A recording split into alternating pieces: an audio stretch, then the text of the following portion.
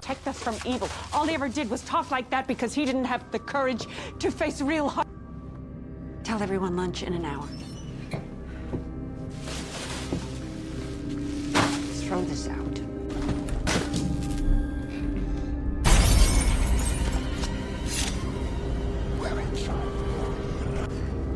You did? It's Naomi, Green Queen. She's Edgar's favorite. It's pretty. Thank you, Joseph. That was beautiful. Oh, my big boy, Will. When does he get here? If you manage the restaurant alone, you need to know frozen perfection.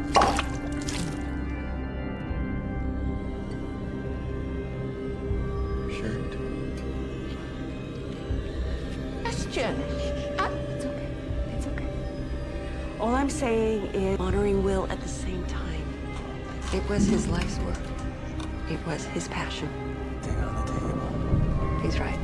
We need to make decisions. Crazy!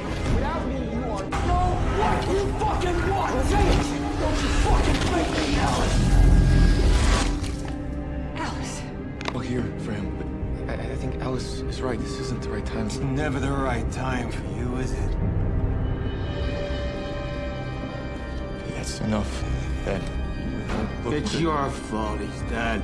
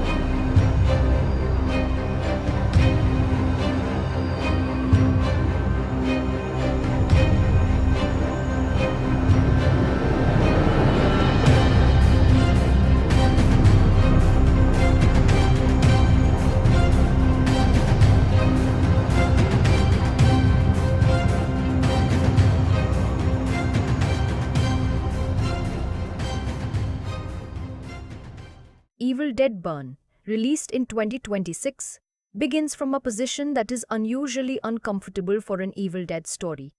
Not simply fear of what might enter a family home, but uncertainty about whether the person we are following truly belongs there in the first place. Alice arrives carrying grief into a household connected to her late husband, and that relationship immediately gives her two identities at once. She is family by marriage, yet she is also an outsider standing among people whose history with the man she lost existed long before she entered it.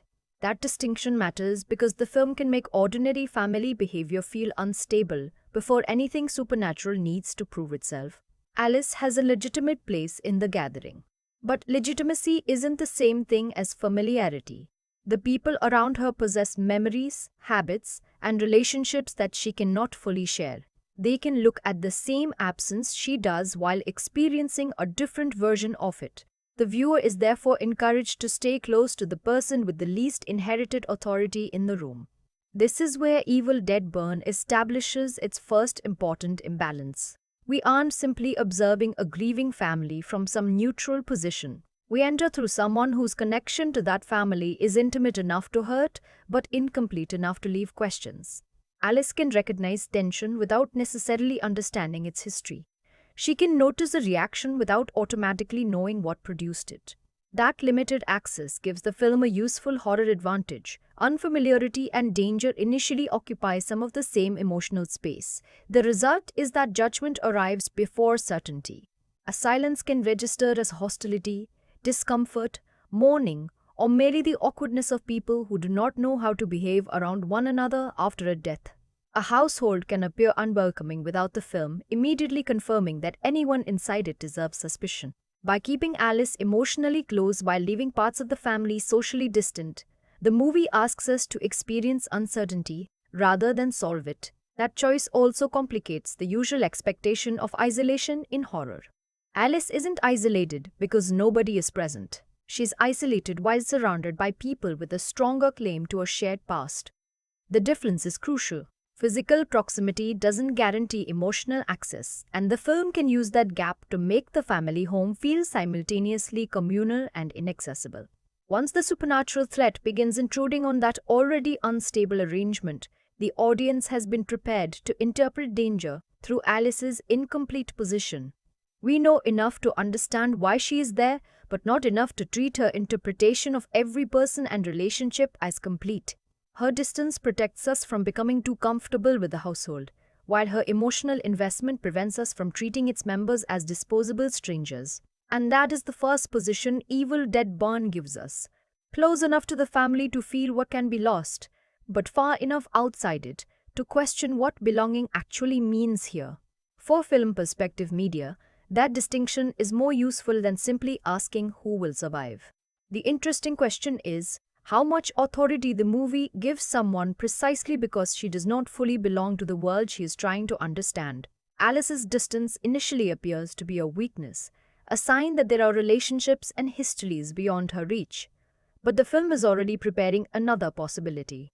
Sometimes the person furthest from a family's shared assumptions is also the person best positioned to notice what those assumptions conceal. And Evil Dead Burn has only begun changing the value of that distance. The central contrast in Evil Dead Burn is not simply between the living and the possessed.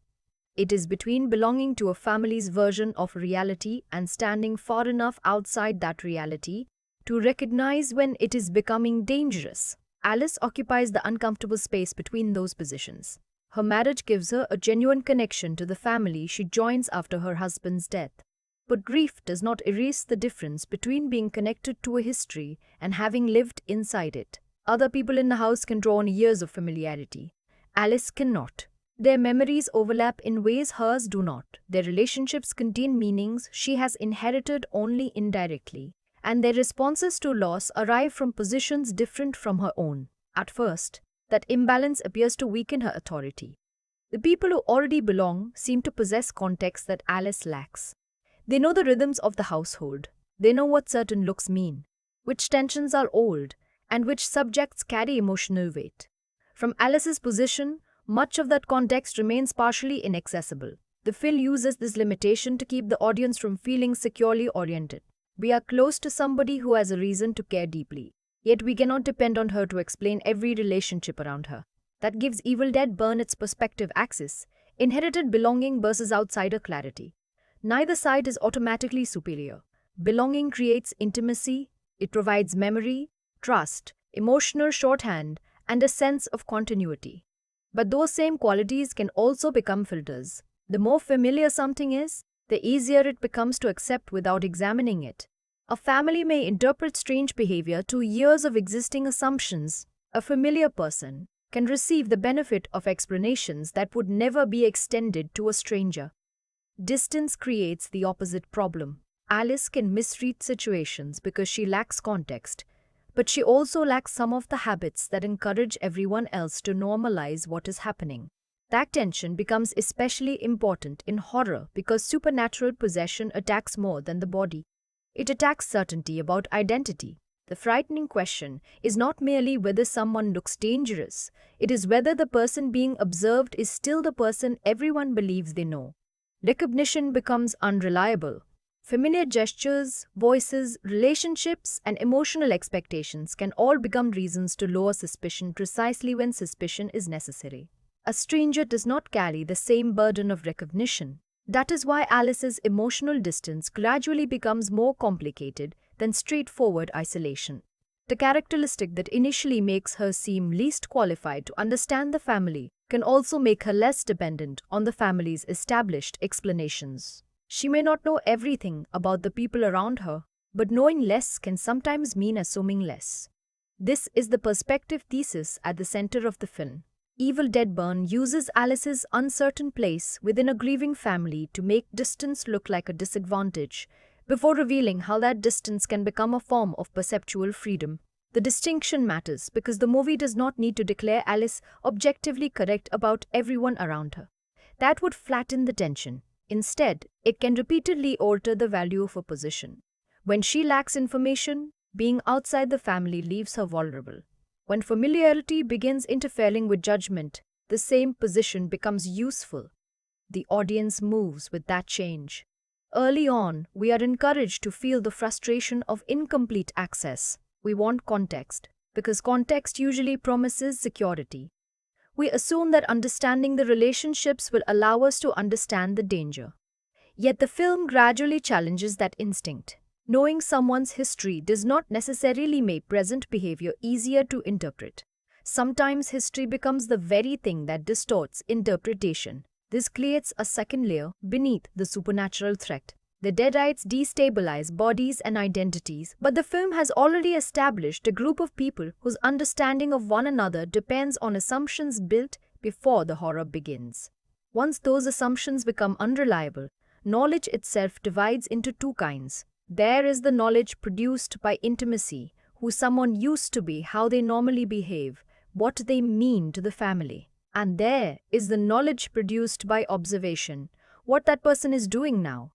Evil Dead Burn becomes most interesting when those two forms of knowledge stop agreeing. Alice stands directly inside that contradiction. She has enough emotional investment that the people around her matter, but enough separation that their past identities do not completely determine what she is willing to see in the present. That makes her more than a convenient protagonist placed inside a dangerous house. Her social position becomes part of the film's method for controlling what the audience trusts, and it also changes how we should understand the title's promise of a family reunion from hell. The horror is not only that something monstrous enters a gathering. It is that the very bonds that make a family recognizable can make recognition dangerous. The closer the characters believe they are to one another, the harder it may become to accept when familiarity can no longer be trusted. Alice begins on the outside looking in. Evil Dead Burn will spend much of its perspective game asking whether that is really the worst place to stand. Evil Dead Burn builds its early tension around a useful contradiction. Alice is the character through whom we enter the story. But she is not the person who owns the world she enters. The secluded family home belongs emotionally, historically, and socially to her late husband's relatives. Alice arrives with an intimate reason to be there, yet nearly every existing relationship around her predates her presence. The film therefore separates narrative access from social authority. That separation gives Alice an unusual kind of centrality. The camera can remain interested in her reactions without automatically making her the most knowledgeable person in the room. She is the protagonist, but she cannot explain the household to us with complete confidence. The family has its own arrangement of loyalties, familiarity, memory, and private understanding, and Alice encounters that arrangement from slightly outside its center. This makes the house more than a horror location. It becomes a territory whose emotional ownership is already established before Alice arrives. In another kind of story, entering the home of a spouse's family might gradually reduce that distance. Familiarity would accumulate. Relationships would become easier to read. Alice might move from visitor to participant as the people around her revealed themselves. Evil Dead Burn uses horror to pressure that expected movement. The more important the household becomes, the less useful ordinary familiarity becomes as a guarantee of understanding. Once the Deadite threat begins contaminating the gathering, the social hierarchy of the house clashes with the audience hierarchy of the film. The relatives possess the deeper history with one another, but Alice increasingly becomes the person whose observations matter most to us. Emotional ownership and perceptual authority start moving in opposite directions. That is crucial to how the film organizes sympathy. Alice's position does not mean everyone around her is immediately rendered suspicious. If the movie treated every member of the family as an obvious threat from the beginning, there would be very little perspective to negotiate. What gives the arrangement tension is that these people are connected through loss before they are divided by horror. Alice has come to them because of her dead husband, and their relationship to that same absence gives them common emotional ground even when their experience of it is different. The frame therefore contains competing claims. Alice carries the immediacy of widowhood.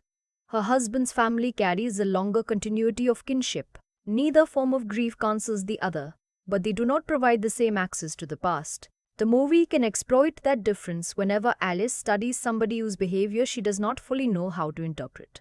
A reaction that might be immediately legible within the family can remain uncertain from her position. Yet that uncertainty is not merely a device for keeping plot information secret. It establishes the limits of identification itself. How well must you know someone before you can confidently decide what is normal for them? In a possession story, that question becomes dangerous. The Evil Dead mythology repeatedly depends on the corruption of recognizable people.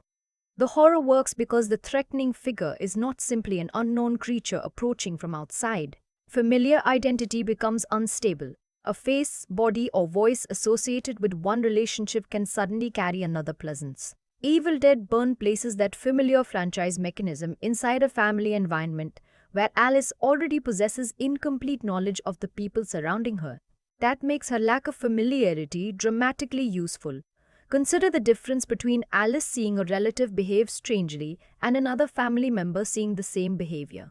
The relative may have years of memories available as explanations. Stress, grief, personality, old conflicts, or familiar eccentricities can all influence interpretation. Alice has fewer of those explanatory habits. Her reading may therefore be less informed, but it may also become less protected by nostalgia. The film does not need to declare one position universally better. Its strength comes from moving authority between them. At moments, the family's familiarity can make Alice seem uncertain because they understand nuances that she does not. At other moments, Alice's distance allows the audience to register something disturbing before emotional attachment provides an excuse for it. The film can then create tension not simply from what is happening, but from disagreement over who has the right perspective on what is happening. This is where framing becomes relational rather than merely visual. Who receives the reaction shot after something unsettling occurs, whose hesitation is allowed to linger? When several characters occupy the same space, whose response gives the event its emotional meaning? Those decisions determine whether we experience the household primarily as the family experiences itself or as Alice encounters it. Evil Dead Burn repeatedly benefits from keeping those positions slightly misaligned. Alice may be physically inside the family home while remaining psychologically at its edge. The relatives may command the social environment even while gradually losing authority over the audience's interpretation of that environment. Horror begins transferring power away from inherited familiarity and toward immediate observation. The ensemble is important for the same reason. Susan, Joseph, Thya, Edgar, Polly, Will, and the others do not need equal narrative weight for the household to feel larger than Alice's understanding of it. Their presence creates a network around her rather than a simple collection of potential victims. Each person potentially belongs to somebody else's memory more securely than they belong to hers. That changes the emotional geometry of possession. When a member of the household becomes threatening, the audience is not only watching danger emerge, we are watching different characters use different versions of the same person. Alice's distance means her loss cannot be identical to theirs. She may recognize the danger sooner in one situation precisely because she has less history fighting against what she sees. Somewhere else, her lack of history may prevent her from understanding why somebody hesitates. The movie's central position is therefore never completely equivalent to control. Alice occupies the foreground of our attention, but the family initially owns the context. They have the memories she lacks, the relationship she entered late, and the deeper claim to the environment surrounding them. Yet as Evil Dead Burn destabilizes identity, context itself becomes unreliable. Knowing who somebody was does not necessarily tell you who is standing in front of you now. That is the quiet transfer taking place beneath the overt horror. Alice begins as the person who needs the family to interpret the house. Gradually, the family may need the outsider to interpret what the house has become. And once that transfer begins, the question of who owns the frame stops being about who belongs there most. It becomes about whose perception the audience can still afford to trust. Evil Dead Burn does something more interesting with information than simply keeping Alice in the dark. It divides knowledge across different people, so that nobody possesses the whole picture at once. The audience understands pieces of the supernatural threat that Alice cannot yet interpret, while Alice understands a side of Will that his family is unwilling or unable to acknowledge. Joseph, meanwhile, gains another kind of access through the Price family's buried connection to the supernatural. The result is not one unreliable viewpoint. It is several incomplete viewpoints competing to define the same crisis. The film establishes this imbalance early by allowing us to recognize that Will's death is connected to Deadite activity rather than presenting it merely as an unexplained accident. That gives the audience an advantage over the grieving family. When disturbing behavior begins appearing around the funeral and the secluded house, we are not starting from their level of uncertainty. We already know that ordinary explanations are insufficient, but that advantage is carefully limited. Knowing that supernatural evil exists does not tell us how it will move through this particular family, who will recognize it first, or which emotional conflicts will make recognition harder. We possess stronger knowledge without possessing complete human context. That distinction prevents foreknowledge from eliminating tension. Alice has almost the opposite problem. She lacks the Price family's inherited supernatural information, but she understands something deeply important about Will. The version of the dead man being protected by his relatives is not identical to the husband she experienced. The family can mourn a son and brother through memories that preserve affection, while Alice carries knowledge of controlling and abusive behavior that makes uncomplicated remembrance impossible. The film therefore allows her silence and discomfort to contain information before everyone around her is prepared to accept what that information means.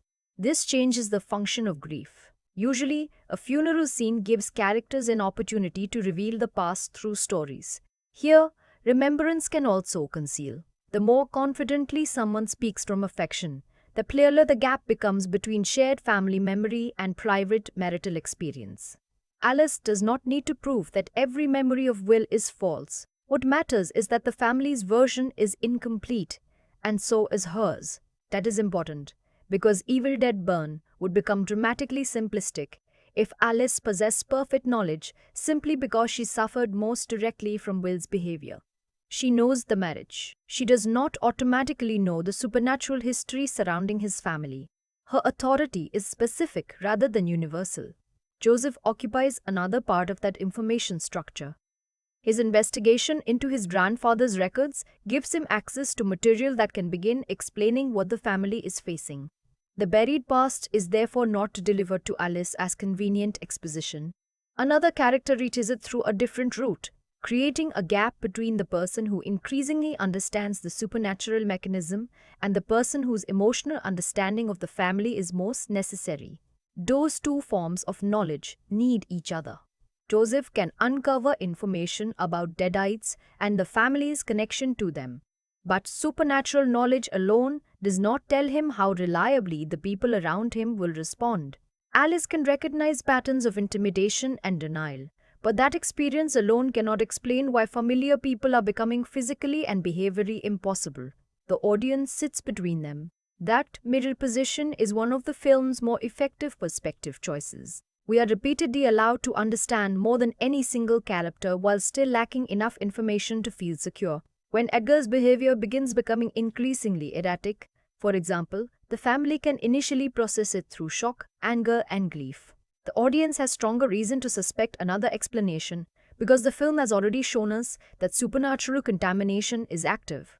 This produces tension through delay rather than surprise. We are not always waiting to discover whether something is wrong. Sometimes we are waiting for the characters to abandon an interpretation we already know cannot hold. That is a very different form of suspense. If the audience and characters learned everything simultaneously, every transformation would function mainly as revelation. Instead, Evil Dead Burn frequently makes recognition itself the dramatic event. The disturbing part is not simply that a person has changed. It is watching another character continue applying the old identity after the evidence has begun demanding a new one. Family loyalty becomes an information filter. The closer the relationship, the more emotional evidence may be required before somebody accepts that the familiar person in front of them cannot be approached according to familiar rules. Horror exploits that hesitation. Love, grief, obligation, guilt, and memory or slow the conversion of observation into belief. Alice's outsider status modifies that process. Because she is already being treated as someone whose interpretation of will does not perfectly match the family's, she has less incentive to preserve their preferred version of reality. She has already experienced what it means to see something in a family member that others would rather explain away. The supernatural crisis amplifies a perceptual conflict that existed before it. That is where the film's information design connects most clearly to its emotional argument. The Deadites do not enter a neutral family system. They enter a group already divided over what counts as the truth about someone they loved. The supernatural threat then turns that disagreement into something immediate. When does loyalty become denial? When does familiarity become misrecognition? And how much evidence does a person need before an old relationship stops being a reliable guide to present reality? Evil Dead Burn also knows that the audience arrives with franchise knowledge. The word Deadite itself carries expectations. Viewers familiar with Evil Dead do not require the film to spend long pretending that possession might have a mundane explanation. The movie can therefore move the uncertainty elsewhere. The larger question is not whether demonic forces exist. It is how quickly this particular group can interpret what those forces are doing, while personal history keeps interfering with clear judgment. That permits the film to withhold selectively. It can reveal the existence of danger while delaying its rules. It can expose Will's darker private behavior without giving Alice total authority over everything else. It can let Joseph discover family history, while leaving him emotionally compromised by the people that history concerns. Nobody receives the entire truth because the structure depends on partial access. And that partial access has consequences. When characters act on incomplete knowledge, Evil Dead Burn does not merely use misunderstanding as a convenient obstacle. The misunderstanding grows out of where each person stands. Alice knows what marriage taught her. The Prices know what family memory taught them. Joseph begins learning what buried history can explain. The audience receives fragments of all three that makes us more informed than any one of them, but not neutral. We remain closest to Alice because the information she possesses exposes the weakness in the family's preferred story, before the supernatural horror exposes it in a much more violent form. The film's next significant change in viewpoint begins when information stops functioning as something characters can quietly disagree about. Once the evidence becomes impossible to contain inside grief, personality, or family history, Alice's distance no longer looks like simple alienation. It begins to look like preparation.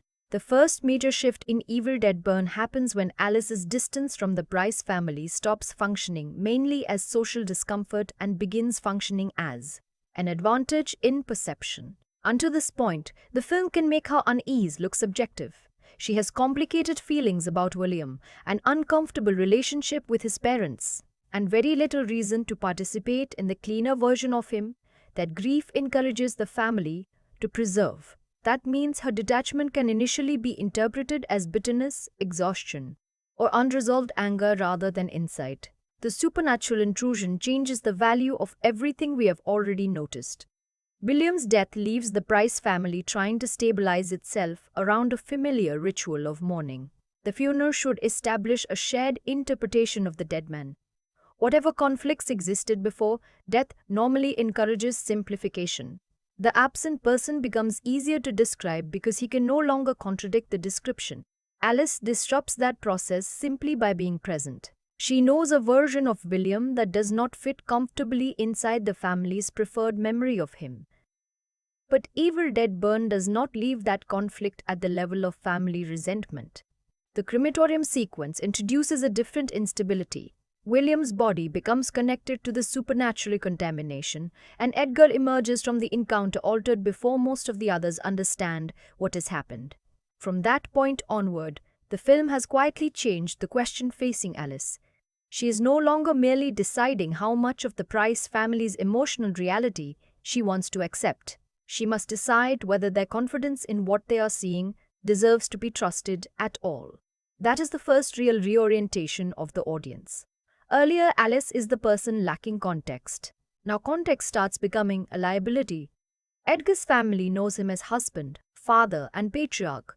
Those identities carry tremendous interpretive weight. Strange behavior does not immediately erase decades of recognition. Familiarity supplies excuses automatically. A person can seem unwell, overwhelmed, angry, shaken by grief, or simply unlike himself before anyone accepts an explanation that destroys the ordinary meaning of the relationship. Alice does not have the same reservoir of familiarity. She still recognizes Edgar as a person connected to her husband, but she is less bound to the image of him that the others are trying to preserve. When his behavior becomes increasingly disturbing, the film can therefore align us with Alice's observation before the household collectively accepts what that observation implies. She does not necessarily know what Edgar has become. What matters is that she becomes less willing to treat familiarity as proof of safety.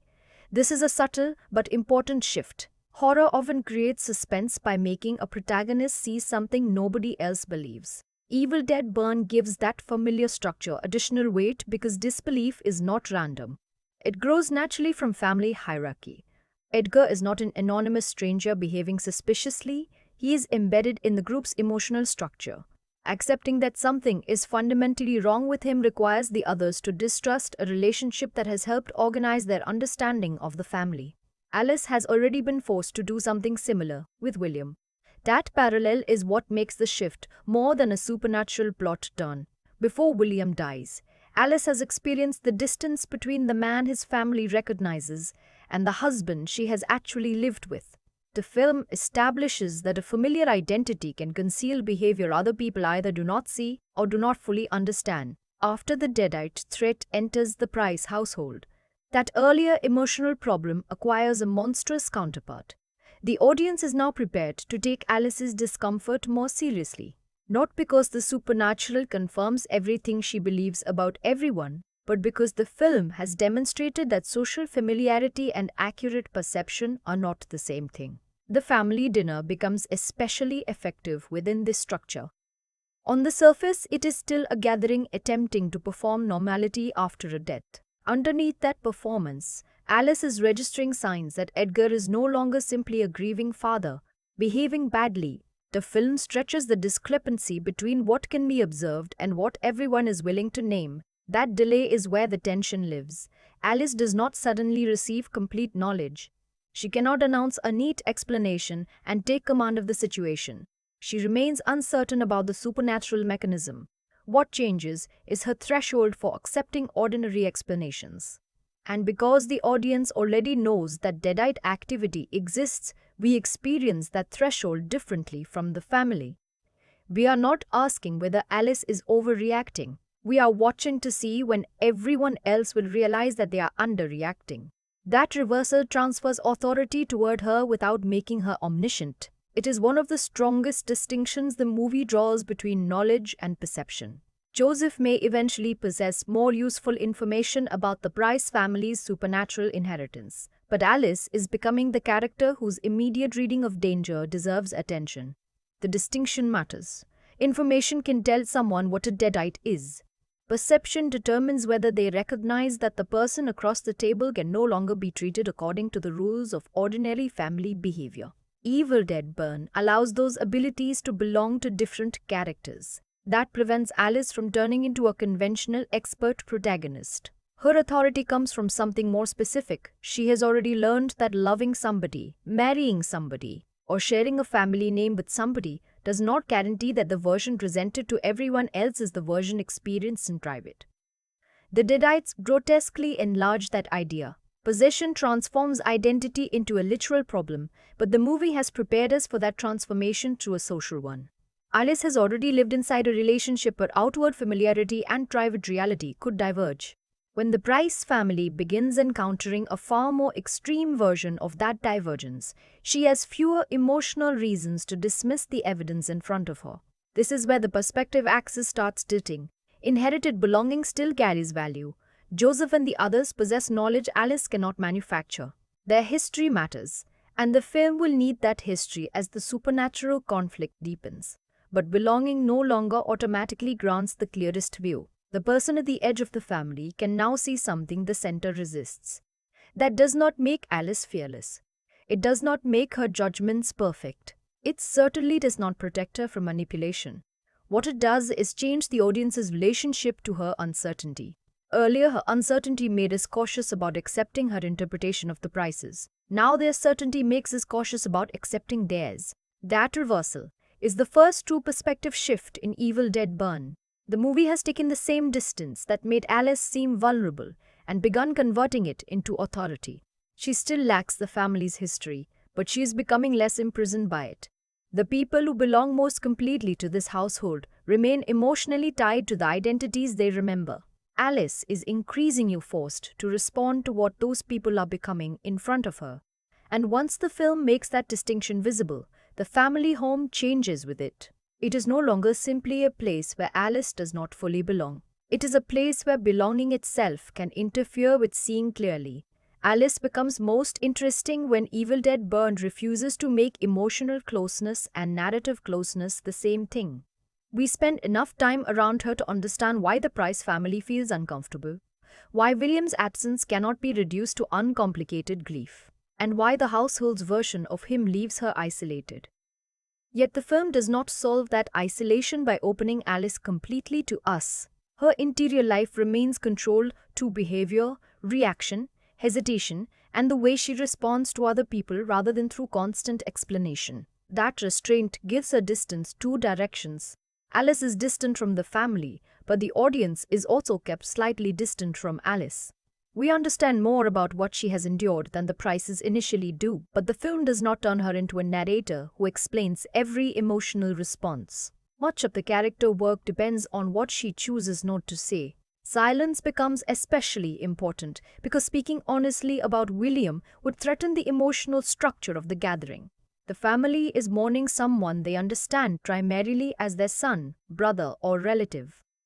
Alice carries the private knowledge of being his wife. Those roles can describe the same man without producing the same person. The difference appears in Alice's reactions. When William is remembered with warmth, the film can remain interested in what happens to her face rather than immediately supplying a speech that defines the contradiction. A restrained response lets several emotions coexist. Grief for someone she lost, anger about what happened inside the marriage, discomfort with the family's idealization, and perhaps even uncertainty about how much truth this moment can bear. That is stronger than reducing her to either grieving widow or resentful survivor. The movie's control of distance allows Alice to contain both positions. She can miss William without endorsing the version of him everyone else prefers. She can resent what he did without becoming emotionally untouched by his death. Those possibilities matter because Evil Dead Burn repeatedly places identity under pressure. Before supernatural possession begins making identity unstable in a literal way, Alice already understands that a person can occupy radically different identities depending on who is looking at them. Her performance within the family therefore becomes an act of negotiation. She is not merely reacting to danger. She is constantly measuring how much of herself can be shown in a space governed by other people's memories. A pause before answering, a refusal to participate fully in sentimental remembrance, or a guarded response to criticism can communicate a conflict the film does not need to translate into exposition. That creates intimacy to observation.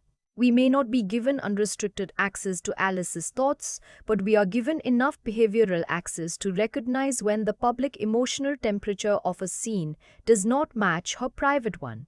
The Price family is treated differently. Because Alice does not possess complete knowledge of them, the film can initially keep several relatives at greater emotional distance. We can observe how they behave around Alice without immediately knowing whether a cold reaction comes from grief, loyalty to William, suspicion of Alice, an older family pattern, or some combination of those forces. That ambiguity is essential. If everyone was psychologically transparent from the beginning, the supernatural threat would simply interrupt a fully explained family drama. Instead, Evil Dead Burn lets horror arrive while interpersonal interpretation is still unfinished. Characters are forced to judge one another at the exact moment when reliable judgment becomes most difficult. Edgar demonstrates the danger of that arrangement most clearly. As his behavior becomes less compatible with ordinary explanation, the family's emotional proximity to him slows their ability to redefine what they are seeing. The distance from danger is reduced because their distance from Edgar is too small. He remains father, husband, and familiar authority even as the evidence begins to challenge those categories. Alice does not experience him from exactly the same position. Her relationship to Edgar is mediated through William and through the strained family environment she has entered. She can therefore watch him with fewer layers of inherited trust. This does not mean she instantly understands the supernatural reality. It means the emotional cost of questioning Edgar is different for her. Distance changes what evidence costs. For a close family member, accepting that Edgar is no longer safely recognizable may feel like surrendering a person they love before they are ready. For Alice, the same recognition threatens her physically and psychologically, but it does not require the destruction of the same lifelong relationship. That difference shapes audience alignment. We begin seeing hesitation itself as evidence of perspective. When a character cannot accept what is happening, Evil Dead Burn asks us to consider not simply whether that character is behaving foolishly, but what emotional relationship makes acceptance difficult. This is where the film avoids one of horror's easiest shortcuts. Characters in supernatural stories are often criticized for failing to understand danger as quickly as the audience does. But audiences enjoy informational privileges. Characters do not. We know what genre we are watching.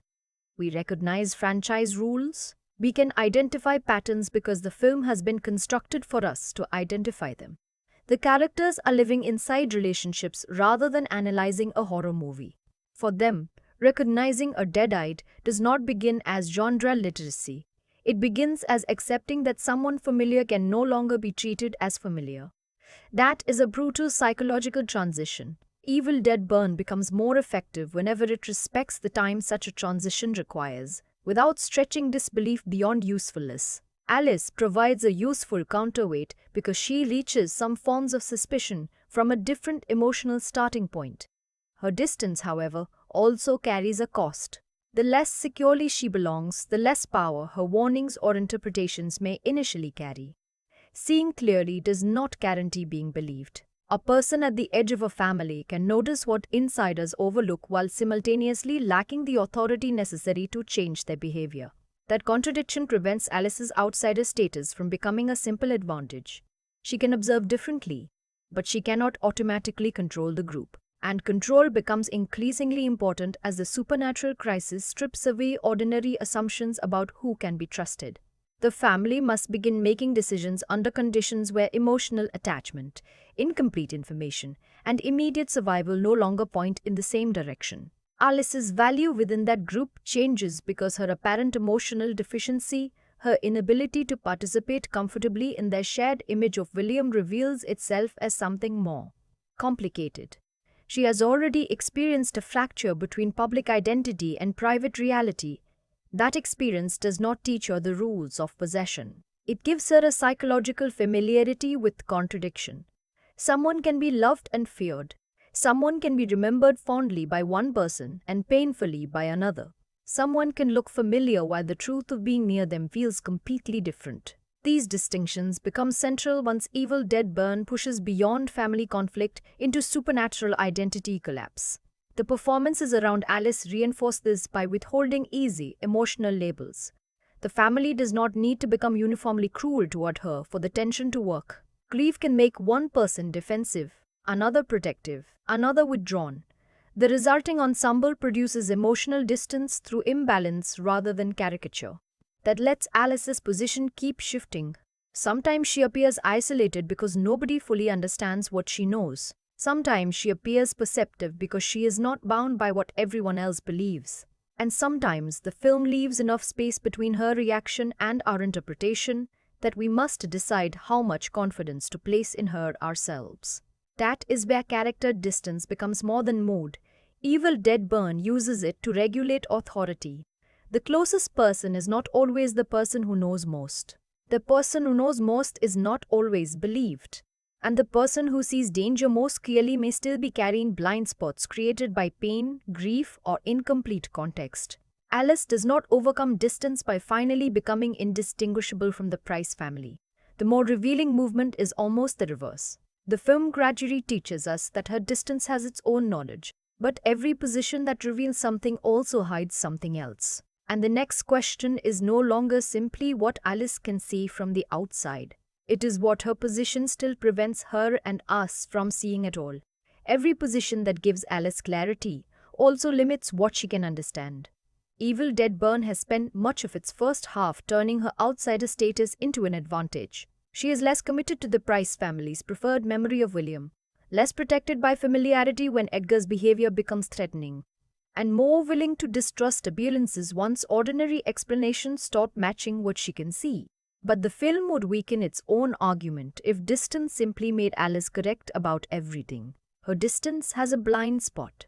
Alice understands what William was like inside their marriage. The Prices understand parts of William that existed before Alice entered his life. Neither position contains the whole man. The conflict becomes dangerous when one version tries to erase the other. The family's mistake is easier to recognize because their affection encourages idealization. Their memories can turn William into someone Alice barely recognizes. Her experience disrupts that portrait because she knows behavior that did not belong to the version presented publicly. But Alice can also interpret the entire family through the damage William caused her. That response is understandable without necessarily being complete. If William became the point through which Alice learned to distrust the Prices, every relative risks being seen as part of the same emotional structure before the film has established how much each person knew, ignored, misunderstood, or opposed. Distance protects Alice from their assumptions, but it can also reduce complicated relationships to extensions of the man connecting her to them. This is where Evil Dead Burn distinguishes omission from deception. Not knowing what happened inside a marriage is not automatically the same as deliberately protecting the person responsible. A relative can hold a loving memory that is incomplete without consciously fabricating it. Someone can fail to see another person's private behavior because that behavior was designed to remain private. The film becomes more interesting when it permits those uncomfortable possibilities to coexist. Alice has reason to resent a family's idealization of William. The family has reason to experience Alice's version of him as destabilizing. Neither emotional reaction requires the other person's experience to be imaginary. That unresolved difference becomes the human equivalent of the supernatural problems surrounding them. Everyone is working with partial evidence. The Deadites exploit a world in which recognition is already dependent on selective knowledge. A person sees the face of someone they love and attaches years of meaning to it. Another person sees the same face and remembers fear, resentment, or emotional damage. Once possession corrupts identity, those previous interpretations continue shaping how quickly each observer responds. The blind spot is therefore not simply something Alice fails to notice. It exists in the structure of the family itself.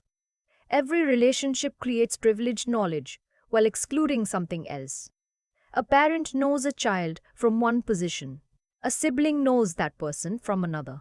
A spouse may encounter behavior nobody else sees, and none of those relationships grants unrestricted access to another human being. Evil Dead Burn pushes that ordinary limitation into horror. Possession makes the gap between appearance and reality catastrophic, but the underlying problem is recognizable long before the supernatural reaches its most extreme form.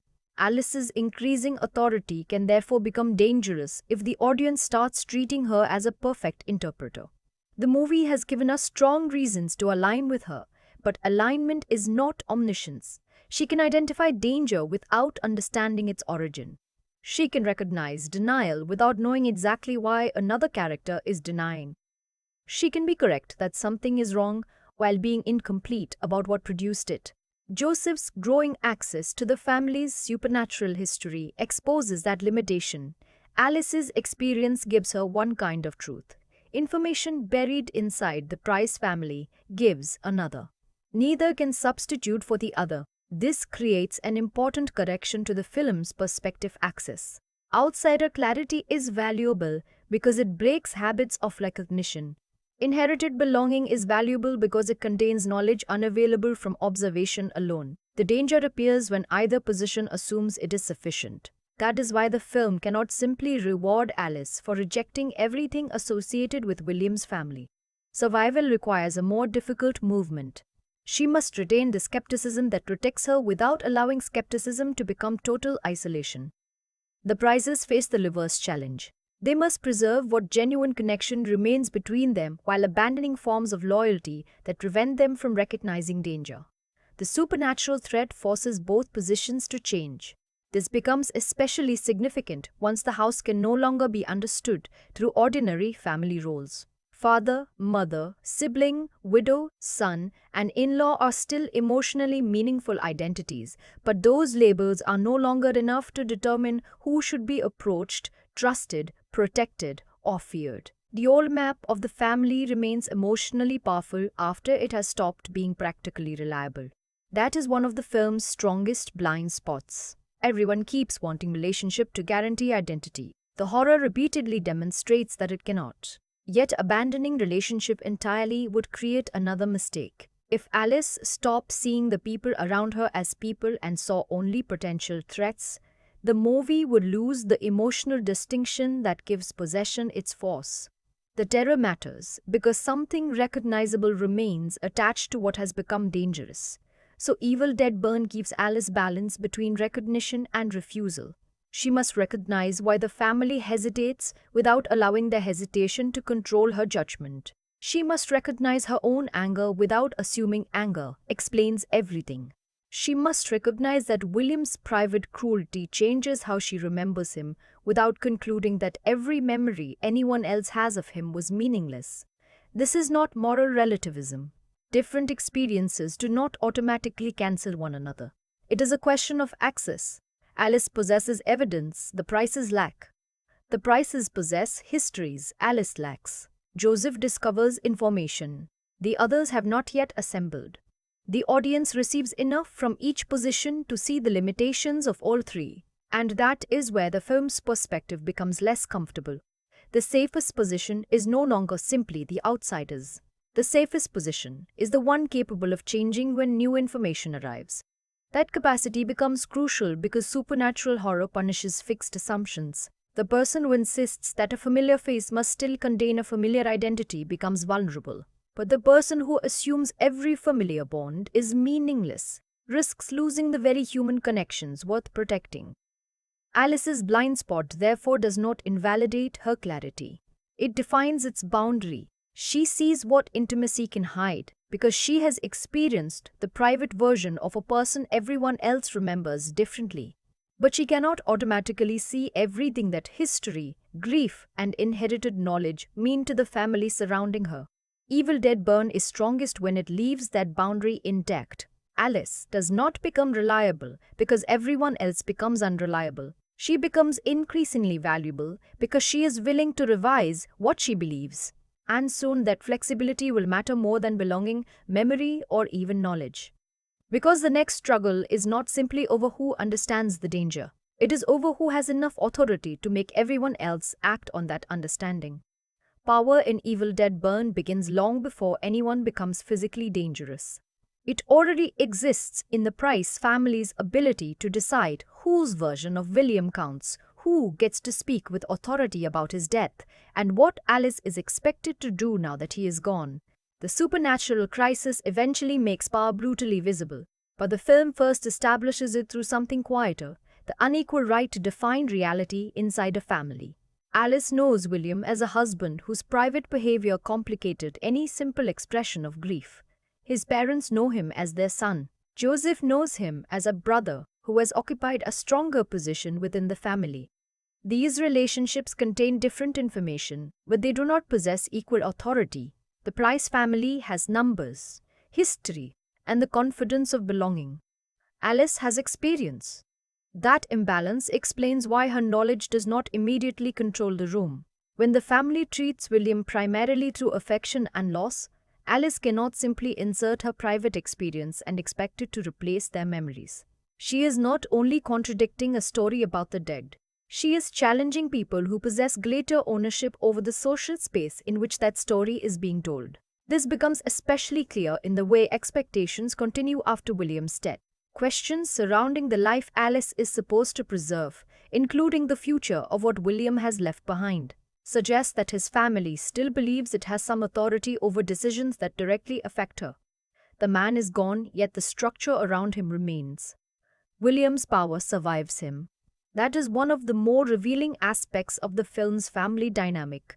Power does not disappear merely because the person who exercised it has died. It can remain in habits, expectations, loyalties, guilt, and the assumptions other people continue enforcing. Alice therefore enters the supernatural crisis already resisting a system of interpretation.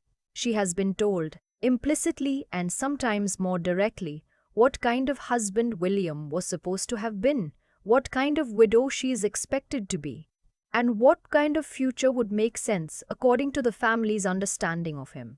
Her problem is not only that they do not know everything, it is that they possess enough authority to make their incomplete version feel official. Joseph occupies almost the reverse position. As he uncovers information connected to his grandfather's research and begins understanding the supernatural history surrounding the family, his knowledge becomes increasingly important. Yet, knowledge does not instantly reorganize family hierarchy. The person with the most relevant information can still be treated according to an older role. That distinction is vital. Families do not rebuild their internal power structure every time somebody learns something new. A son who has long occupied a less dominant place beside his brother does not automatically become commanding because circumstances suddenly make his research important. Old relationships keep influencing how confidently people speak, who is interrupted, who is believed, and who expects others to follow. Evil Dead Burn uses the supernatural threat to expose how dangerous that lag can become. Reality changes faster than the family's hierarchy does. Once Edgar is no longer behaving like the person they recognize, his previous authority still affects how everyone interprets him. Fatherhood does not vanish psychologically at the exact moment it becomes unsafe to obey it. The emotional structure survives after the conditions supporting it have collapsed. That is the nightmare beneath the possession. A Deadite does not confront the family only with an unfamiliar enemy. It can occupy the position of somebody accustomed to being listened to. Suddenly, authority itself becomes contaminated. A command can sound like something a father might say while coming from a presence that no longer deserves familial obedience. Anger can initially resemble an intensification of traits everyone already recognizes. The familiar hierarchy gives abnormal behavior somewhere to hide. Alice has less investment in that hierarchy. Again, her outsider position becomes useful without becoming all-powerful. She may be quicker to treat Edgar's increasingly threatening behavior according to what is happening in the present. But she cannot erase the emotional force he still possesses over his wife and children. Seeing differently is one thing. Making everyone else see differently is power. Alice does not begin with much of it. This distinction keeps the film from turning perception into an easy victory. Horror would become mechanically simple if recognizing danger automatically meant controlling the response. Instead, Evil Dead Burn repeatedly separates recognition from authority. Alice can suspect, Joseph can discover, someone else can refuse. And the delay between those positions gives the Deadite threat room to dominate. The same pattern applies to William's legacy. Alice possesses intimate evidence about the marriage, yet the Price family's emotional investment gives its version of William greater social weight inside the house. Her experience becomes easier to question because she stands alone against collective memory. This is how power affects truth without actually changing truth. The number of people who believe something does not determine whether it happened, but it can determine how difficult it is for another person to speak about it. That difference matters enormously to Alice's position. The film does not need to make her deliver a triumphant declaration, proving the family wrong. What matters is the gradual transfer of credibility. As the household's assumptions fail, the person they were least prepared to treat as authoritative becomes increasingly difficult to dismiss. Meanwhile, the authority attached to familiar family roles starts collapsing. Edgar's position can no longer guarantee safety. William's remembered status can no longer determine how Alice must understand her marriage. Inherited knowledge cannot solve the crisis by itself. Even Joseph's discoveries have value only when they can be translated into decisions that other people are prepared to accept. The supernatural conflict is therefore also a conflict over who can define the present. That is different from simply asking who is physically strongest. Evil Dead Burn repeatedly shows that interpretation comes before action. Characters first have to decide what they believe they are seeing. They have to decide whether another person remains trustworthy. They have to decide whether an old relationship still deserves authority under radically altered conditions. Those choices are shaped by power. The person everyone is accustomed to trusting receives more time before that trust collapses. The outsider receives less patience before her judgment is questioned. The quieter family member may possess crucial information while lacking the established status needed to make that information decisive. The film then starts reversing those positions. As ordinary hierarchy proves less capable of explaining events, authority moves toward whoever can respond to the evidence without demanding that reality preserve the family's previous arrangement. That does not create a clean transfer from Edgar to Alice, or from William's memory to his widow. It creates instability. And instability is precisely what the Deadites thrive on. The family becomes most vulnerable when several systems of authority exist simultaneously. Emotional loyalty says one thing, visible evidence says another. Inherited family roles demand something else, and supernatural knowledge arrives too late to organize everyone immediately. Alice's importance grows because she has already been forced to live without one comforting assumption. She already knows that a relationship does not make another person's version of reality automatically trustworthy. What once separated her from the Prices now prepares her to resist the authority of appearances. But gaining authority has a consequence of its own. Once the family can no longer rely on its old hierarchy, Alice is no longer merely the person watching their failures from the edge. Her judgments begin carrying greater weight, and with greater authority comes a more difficult burden. The film can no longer ask only whether Alice sees clearly. It must ask what happens when her way of seeing begins shaping who deserves sympathy, who deserves suspicion, and which actions the audience is willing to accept. That is where power becomes moral position. Evil Dead Burn becomes morally complicated when the audience is asked to stop treating recognition as the same thing as innocence. The people inside the Price family are not merely bodies that might be possessed. They are also people carrying histories, resentments, loyalties, and failures that existed before the supernatural threat arrived. The film therefore has to manage two different kinds of judgment at once: what a character has done as a human being and what happens to that character once another force begins taking control. Alice sits at the center of that distinction because William has already taught her how unstable moral appearances can be. His family can remember him through love, grief, and kinship. Alice remembers a husband whose private behavior gave her reasons to fear and resent him. Neither perspective disappears simply because William dies. If anything, death intensifies the conflict, because the dead can no longer alter the story being told about them. This creates a difficult moral temptation. The audience could simply accept Alice's account and treat the Price family's grief as foolish denial. But the film resists making the situation that easy. Loving someone who behaved badly does not automatically make that love fraudulent. A parent can genuinely remember tenderness while remaining unaware of cruelty that occurred elsewhere. A sibling can mourn the person they knew without possessing the evidence necessary to understand another person's experience. That does not invalidate Alice. It clarifies what moral judgment requires. The film asks us to separate explanation from excuse. William's family history may explain why the Prices react offensively to Alice's account. It does not erase the possibility that Alice was harmed. Grief may explain why somebody clings to an idealized memory. It does not make idealization harmless when it silences someone else's experience. This is where Evil Dead Burn uses perspective rather than verdict. The film does not need to announce that one person has complete moral ownership over William. Instead, it shows how different forms of access produce different judgments. Alice knows the private marriage. The family knows the public son and brother.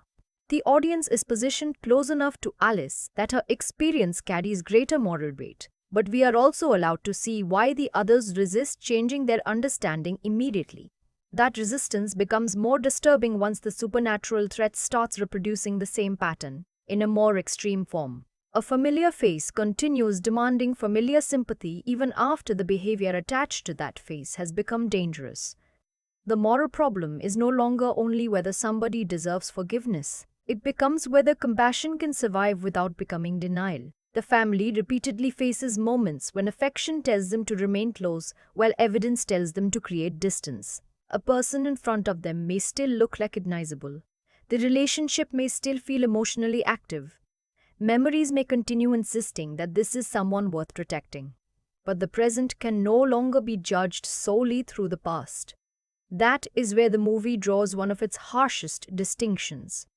Love is not always the same thing as trust. And refusing trust is not always the same thing as refusing love.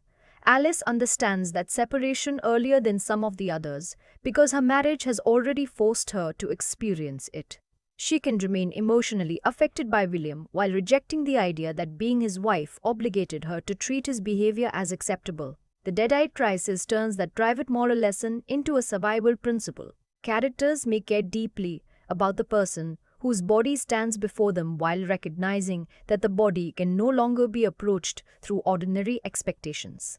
This creates sympathy without requiring moral blindness.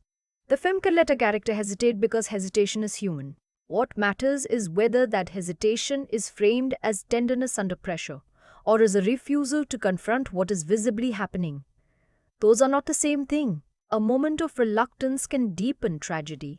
Repeated denial can become dangerous. Evil Dead Burn becomes weaker whenever it collapses those distinctions into simple horror mechanics, but stronger when it allows emotional history to complicate decisions without excusing them. Alice's own moral position also deserves scrutiny. Because the film has gradually transferred interpretive authority toward her, the audience risks adopting her judgments too automatically. That would reproduce the same problem the Price family has with William, allowing closeness to one perspective to become a substitute for examination. Alice has earned trust. She has not earned moral infallibility. Her anger can be justified and still shape how quickly she assumes the worst about someone connected to William.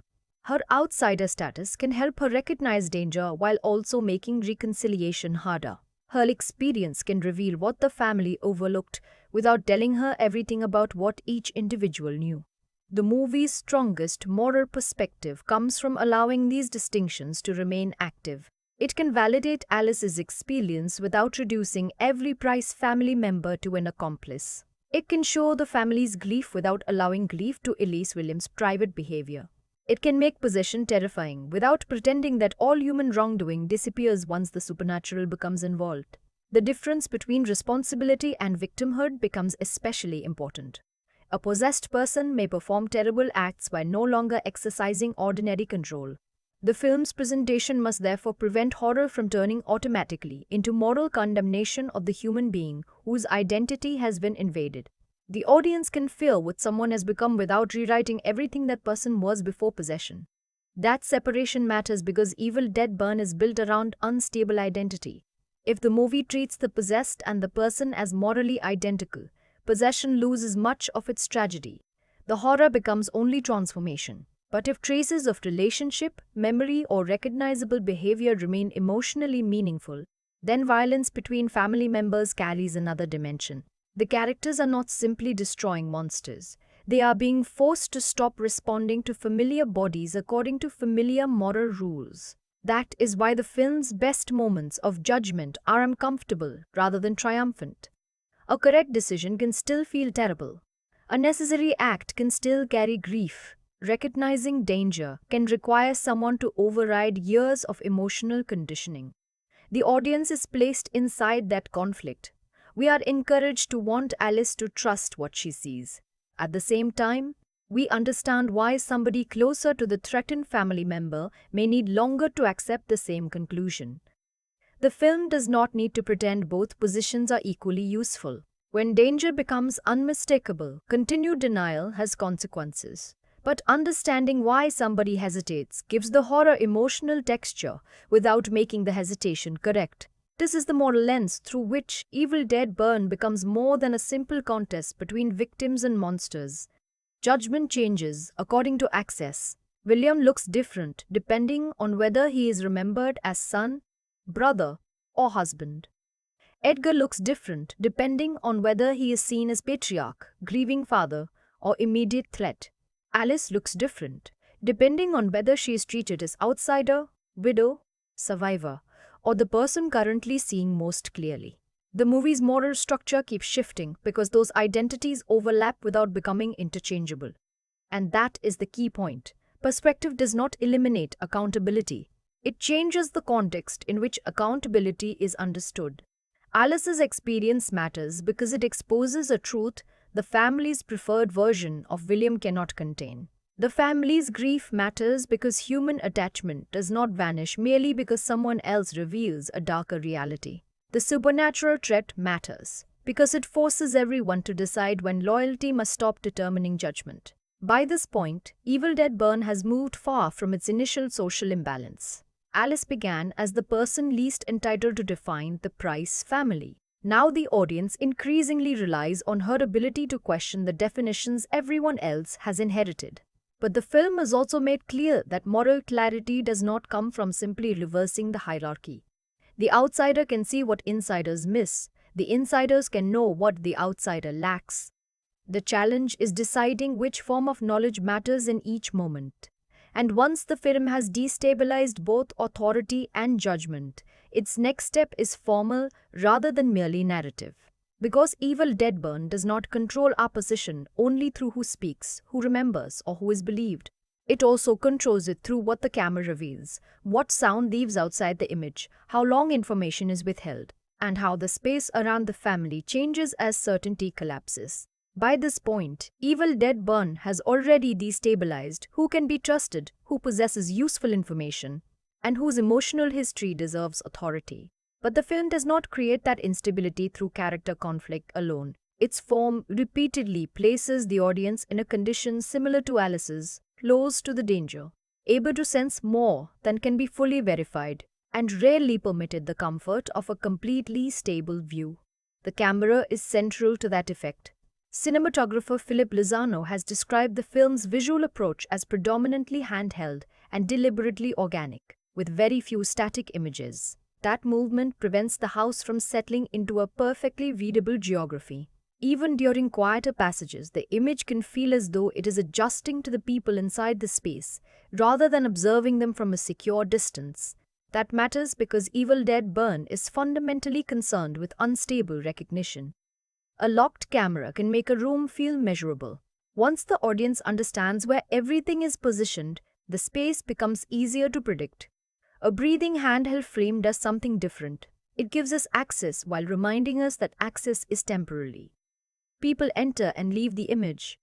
Corners remain available for interruption. A face can dominate the frame before another movement suddenly changes what deserves attention. The technique effectively transfers Alice's uncertainty into the visual language. She does not control the Price household, and the camera rarely behaves as though we control it either. Low light strengthens that relationship. Lozano has explained that the production intentionally minimized visible sunlight, used a restrained palette, and allowed darkness to conceal portions of the environment. The formal consequence is more important than the aesthetic description. Darkness limits information. When the image refuses complete visibility, the audience must decide where to look without knowing whether the threatening information is actually available to be seen. That is perspective in its most literal form. The movie does not simply tell us that the characters lack knowledge, it occasionally places us inside the same limitation. A dark background becomes significant because it may contain nothing at all. A doorway matters because the audience cannot always verify what exists beyond it. A figure emerging from an obscured part of the house feels threatening, partly because the film has trained us to treat unseen space as active space. The important point is not that darkness is frightening. It is that darkness alters authority.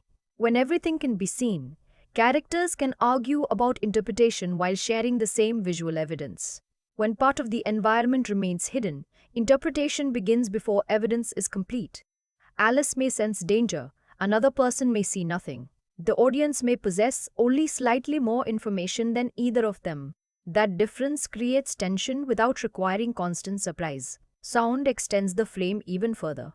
Director Sébastien Vaniček has emphasized the importance of sound to the film's immersive horror, and that emphasis makes particular sense in a story built around uncertain access.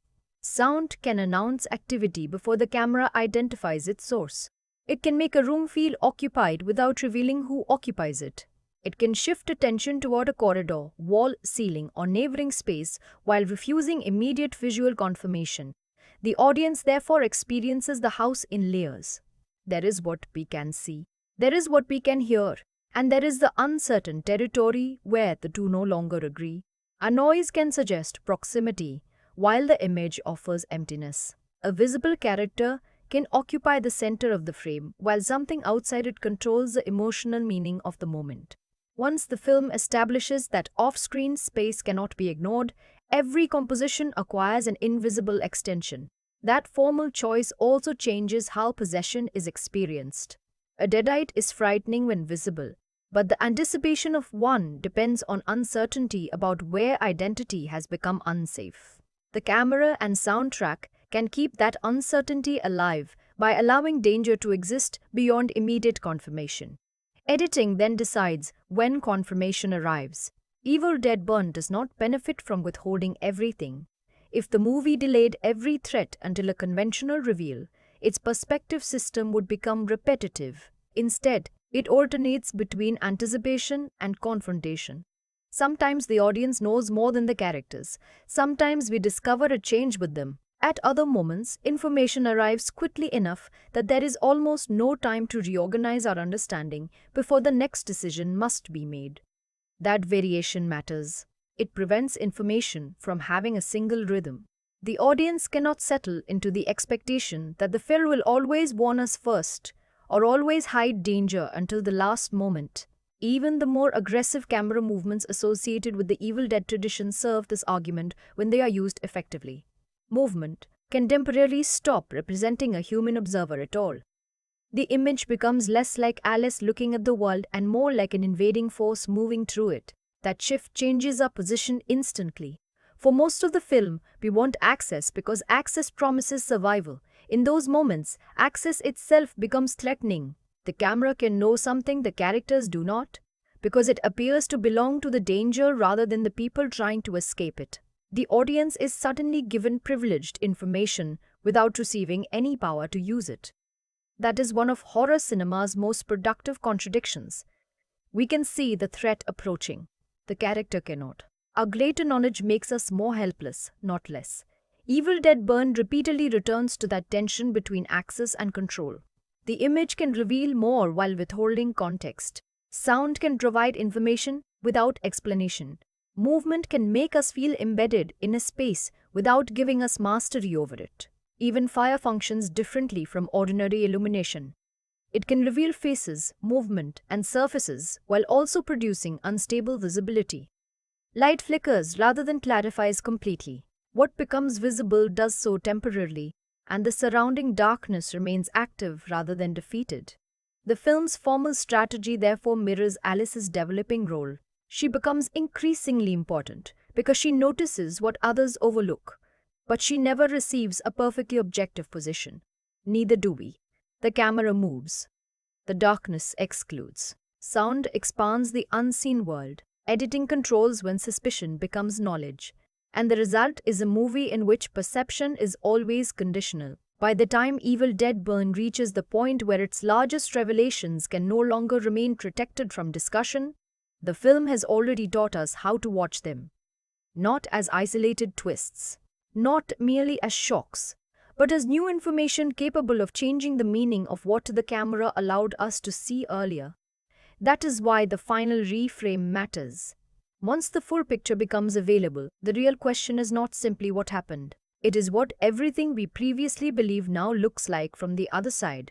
Once Evil Dead Burn reaches its final movement, the film's central perspective problem becomes explicit. Alice has spent much of the story positioned as the person least securely attached to the Price family's shared understanding of itself. By the ending, she's effectively the only person left capable of rejecting that understanding altogether. The important reframe is not simply that the outsider survives. It is that survival becomes possible only after Alice stops allowing the family's definitions of husband, son, father, loyalty, and belonging to determine what she is permitted to see. The beginning looks different once we know the complete supernatural chain. Will's death is not an isolated tragedy that accidentally brings the Prices together at the worst possible moment. His encounter with the deadite Jessica places the supernatural threat inside the very body around which the family is about to organize its grief. The man whose memory dominates the gathering has already become part of the mechanism that will destroy it. The family believes it is coming together because Will is dead. In reality, his death is also the route through which the horror follows them home. That changes the meaning of the funeral. What initially appears to be a disagreement over memory becomes the first expression of a much larger conflict over identity. Alice knows that the affectionate version of Will preserved by his relatives is incomplete because she experienced the controlling and abusive side of their marriage. The Prices remain emotionally attached to another version of him. Later, when Will returns in deadite form, the movie turns that earlier disagreement into literal horror. The familiar body is present, but the identity attached to it can no longer be trusted. The supernatural storyline therefore does not replace the family drama. It externalizes it. Before possession, Alice has already learned that recognition can be deceptive. She knows that someone can look like the person a family loves while behaving very differently in private. The Deadites exaggerate that separation until it becomes impossible to ignore. This is why Edgar's possession matters beyond making him the first major threat inside the family gathering. Will passes the corruption into his father before the others understand what has happened. Edgar then returns to a household in which his identity as patriarch still carries authority. The family does not encounter a random monster entering from outside. It encounters danger wearing the position of somebody they have been conditioned to recognize as central. Earlier scenes can now be reconsidered through that fact. When Alice appears suspicious of the family structure, her discomfort initially seems connected primarily to William. By the final act, however, the Price household itself has become a machine for preserving dangerous familiarity. Again and again, someone remains emotionally attached to who another person used to be after the present evidence has become unbearable. This does not mean the family deserves what happens to it. That distinction is essential. The Deadites exploit attachment. The film does not need to condemn attachment itself. Joseph's relationship with Thya, Susan's ties to her husband and children, and the wider family's grief all create vulnerabilities precisely because they contain genuine feeling. The tragedy is that those feelings continue operating under conditions in which familiar identity has ceased to guarantee familiar intention. The story's supernatural history adds another layer. Joseph's discovery of his grandfather Benjamin's research reveals that the Price family's connection to the Book of the Dead predates Alice's arrival. The Kandarian dagger and the accumulated research turn the house into more than an unlucky location. The family has inherited a dangerous history it does not fully understand, and Alice has walked into the consequences of that inheritance without ever having been given meaningful access to it. That revelation sharply reverses the assumptions built into the opening. Alice initially appears to be the person who lacks family history. By the finale, lacking that history is partly what separates her from the system collapsing around her. The Prices possess inheritance, memory, and belonging, but their inheritance includes something destructive. Their history does not merely provide knowledge, it carries consequences. The home that seemed to represent their emotional territory becomes the physical center of a legacy they cannot safely control. Joseph is the character who most clearly demonstrates that inheritance is not destiny, but neither is it harmless. His research gives the group crucial knowledge. He can identify that the danger has a history and that the Kandarian dagger matters. Yet his access does not place him outside the family's vulnerability. Knowledge about the supernatural does not protect him from emotional attachment, physical exposure, or eventual possession. His fate corrects one of the audience's remaining assumptions. For much of the film, Joseph looks like the character who might bridge Alice and the Price family. He possesses familial knowledge she lacks while becoming increasingly aware that the supernatural explanation is real. If the story followed a more reassuring structure, those complementary perspectives might eventually merge into a partnership capable of escaping together. Evil Dead Burn refuses that reassurance. Once Joseph is possessed, Alice is forced to apply the film's harshest lesson to someone who has actually helped her understand the crisis. Knowledge, sympathy, and prior cooperation cannot override what is happening in the present. She uses the Kandarian dagger against him because the person she knew through the crisis is no longer a safe basis for action. This is where the movie completes the transformation of Alice's outsider position. At the beginning, distance means that she cannot fully know these people. By the end, distance means she is capable of accepting when knowing them is no longer enough. Susan complicates the reframe even further because Alice's conflict with her is not purely supernatural. Before Susan becomes another immediate threat, Alice confronts the deeper resentment surrounding William and the family's refusal to recognize what the marriage was actually like. That confrontation matters because it prevents the finale from pretending that possession caused every problem in the Price family. The Deadites intensify existing fractures. They do not invent all of them. Alice's anger therefore survives even after the supernatural explanation becomes undeniable. She is not merely fighting transformed relatives. She is confronting a family structure in which her own account of her marriage was easier to reject than the comforting image everyone else preferred. That gives the final violence an emotional context without turning it into revenge. Alice does not survive because the movie rewards her for hating her in-laws. She survives because she eventually stops negotiating with identities that can no longer determine present reality. That is a much colder distinction. When Susan becomes possessed, Alice can no longer resolve their human conflict through explanation. When Joseph turns, shared knowledge cannot save him. Edgar's status as father becomes meaningless as a guarantee of safety. Polly's vulnerability cannot automatically determine how Alice responds once the supernatural threat has taken control. The family labels remain emotionally powerful while becoming practically useless. And then Will returns. That is the final and most important reframe because the film brings Alice back to the relationship from which every other perspective conflict emerged. For most of the story, Will has existed as memory. The Prices remember him one way. Alice remembers him another. The audience gradually learns enough to understand why Alice's grief is mixed with anger and why the family's idealization alienates her. His Deadite return removes the possibility that this disagreement can remain abstract. Alice now confronts a grotesquely externalized version of the problem that defined their marriage. The person who once controlled her is attempting to control the final meaning of her survival as well. The confrontation near the burning house and construction area therefore works best when understood less as the mandatory final monster fight and more as the completion of Alice's change in position. Will began the film with social and emotional power over her even when absent.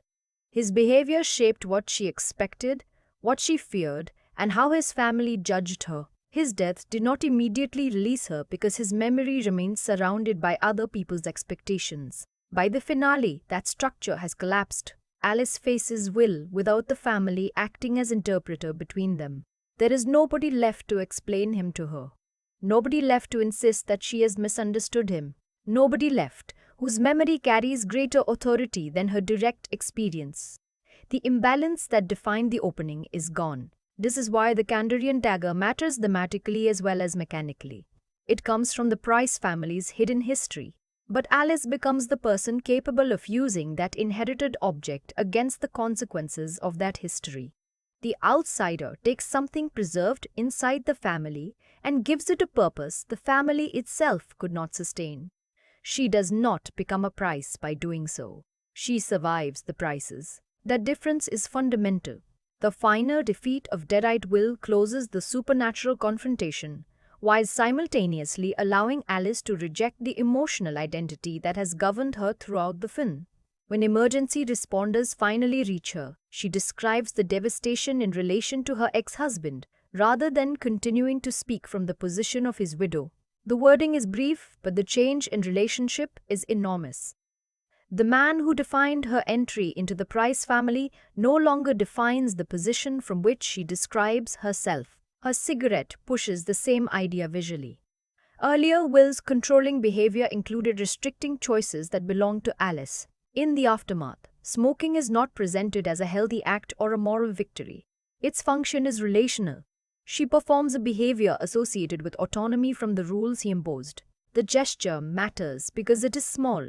After a finale filled with extreme supernatural destruction, the film ends Alice's human arc through an ordinary choice. She does not need a speech announcing liberation.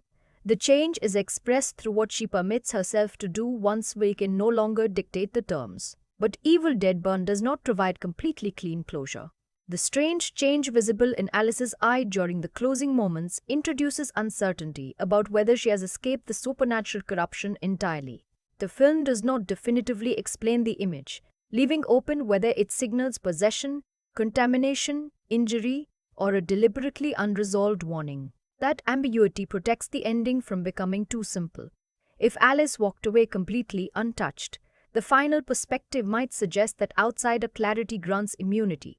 It does not. She has survived because she adapted more effectively than the people around her, not because she occupied a morally or supernaturally protected position. The possible change in her eye reminds us that perspective can shift without ever becoming secure. Alice may have learned how to distrust appearances, but the audience must now apply the same lesson to Alice herself.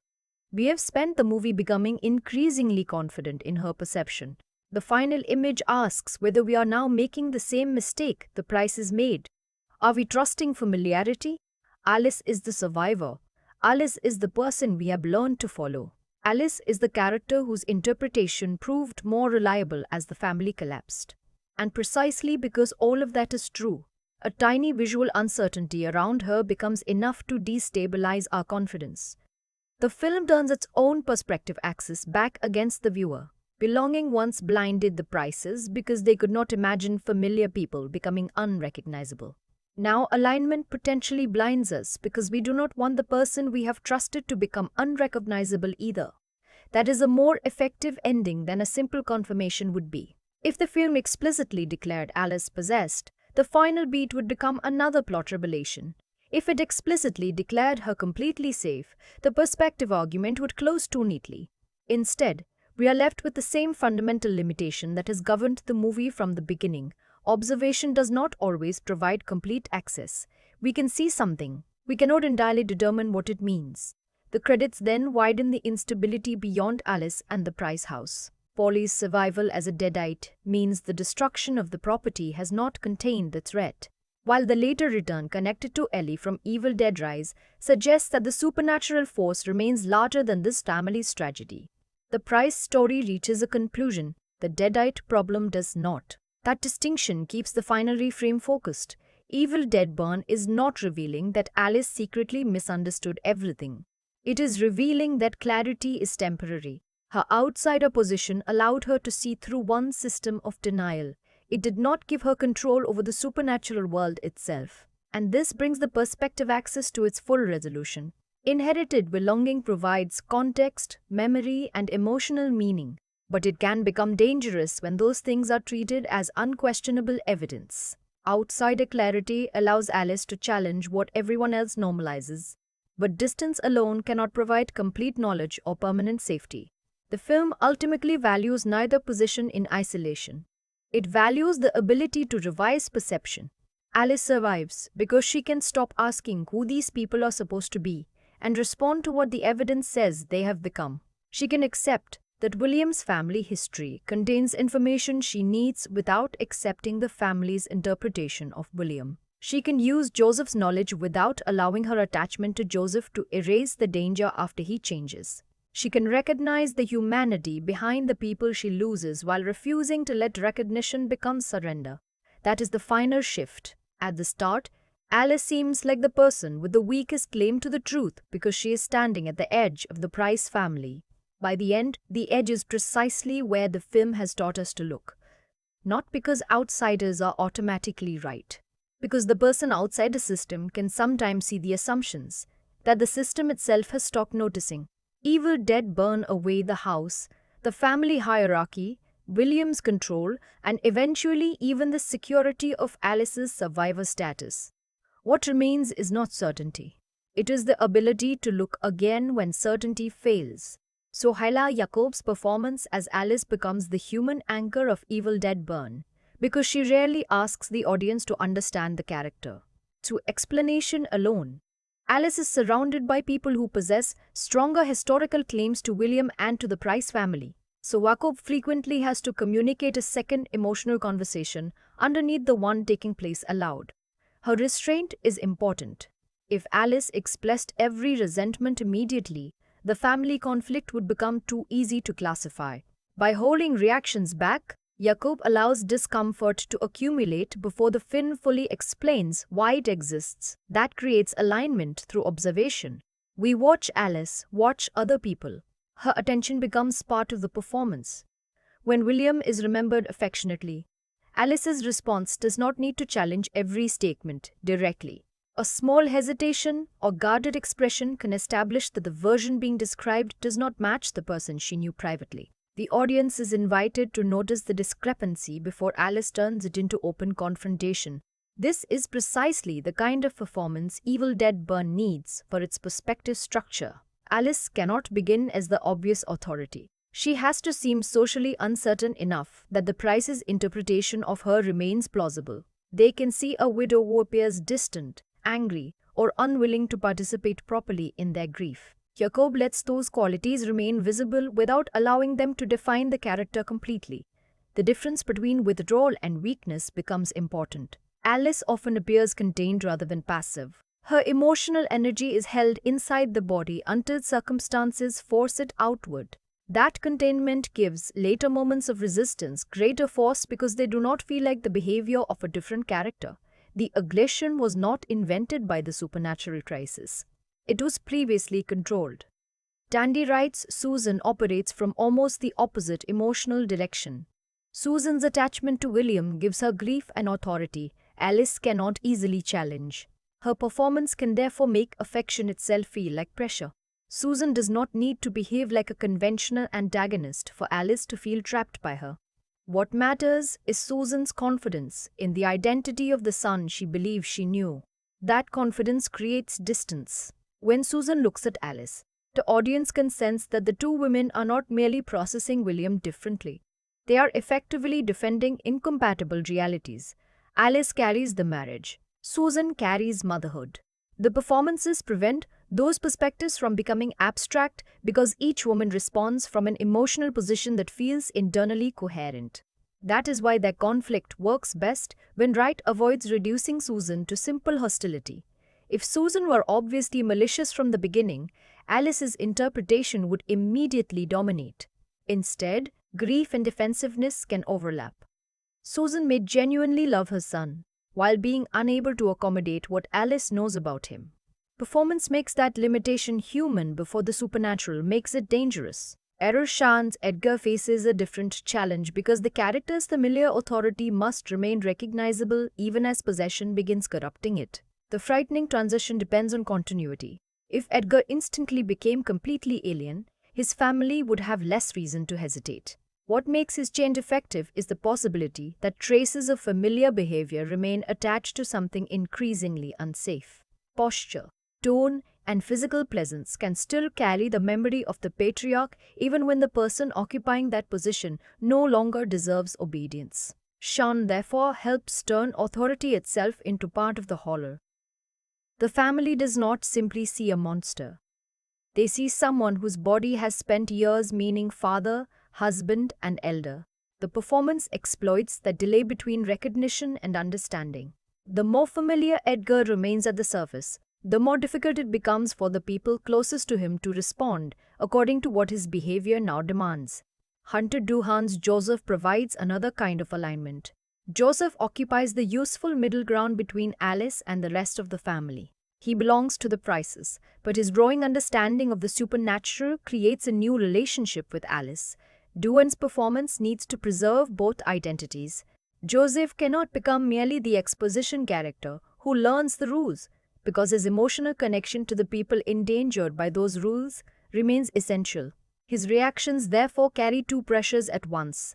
He is trying to understand what is happening while watching that understanding destroy the ordinary meaning of his family relationships. That makes his eventual loss especially important to Alice's perspective. By the time Alice has reason to trust Joseph, the audience has also learned to treat his presence differently from the more resistant members of the household.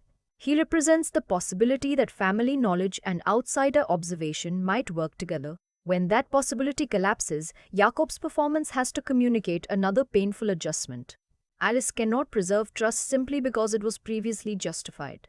Luciane Buchanan's Thya adds to this ensemble structure because her relationship with Joseph creates another form of emotional proximity. Her responses remind us that every person inside the house exists within a network larger than Alice's individual viewpoint. The film does not need to give every character equal psychological depth for their attachments to affect how danger is perceived.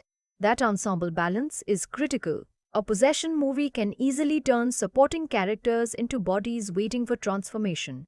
Evil Dead Burn works better whenever the actors preserve the relationships beneath that function. A glance toward a loved one, a delayed response, or a moment of disbelief can remind us why recognition remains emotionally powerful after it has become practically dangerous. Yacoub ultimately carries the heaviest burden because Alice's performance has to evolve without making the character's development feel like a personality replacement. Early Alice absorbs judgment. Later, Alice increasingly returns it. Early Alice is forced to listen while others define William. Later, she becomes less willing to let anybody else define the reality directly in front of her. The physical quality of the performance changes with that movement. Her attention becomes more decisive. Hesitation stops meaning uncertainty about whether she has a right to react and begins meaning calculation about what reaction is necessary. That shift is what performance contributes to the perspective thesis. Alice's outsider status is not transformed into clarity by dialogue, announcing that she was right. We see the change in how she occupies space. At first, she often appears as someone entering other people's emotional territory. By the end, she behaves like someone who no longer accepts their authority over her perception. And because the ensemble around her continues embodying the pull of grief, family loyalty, fear, and recognition, that transformation never takes place in isolation. The performances keep reminding us what Alice is separating herself from, not simply monsters, not simply hostile relatives, but relationships powerful enough to make people doubt what they can plainly see. That is why Alice's final authority feels earned rather than granted. Yacoub does not play her as the person who always knows more.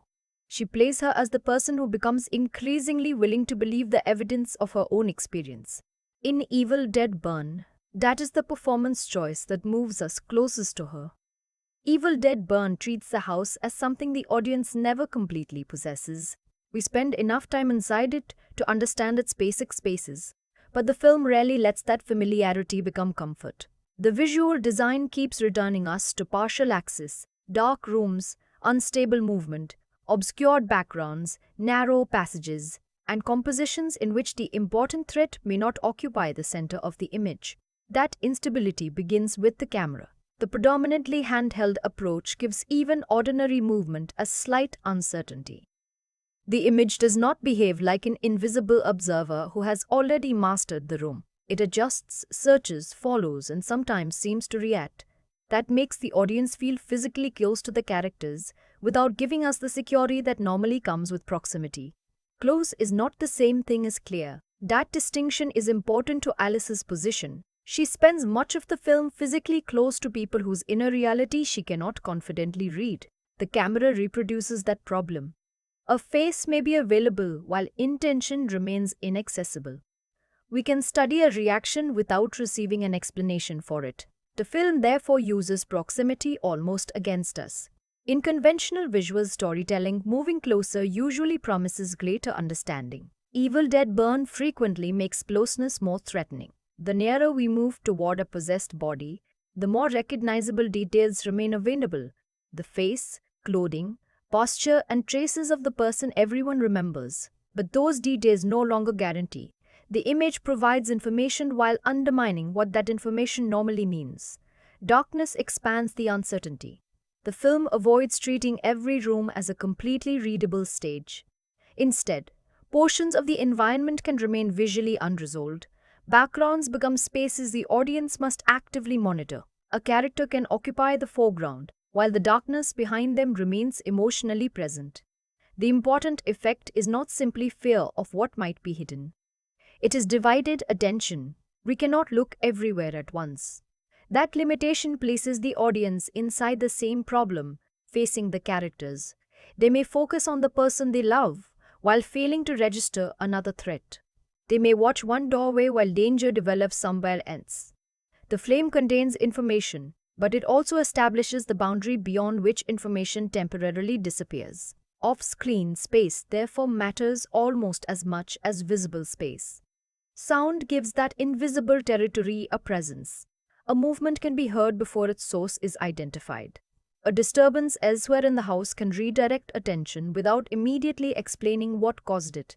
Voices, impacts, movement, and the environmental sounds of the building enlarge the world beyond whatever the camera currently permits us to inspect. That creates a strange form of access. We know something is happening. We do not necessarily know what.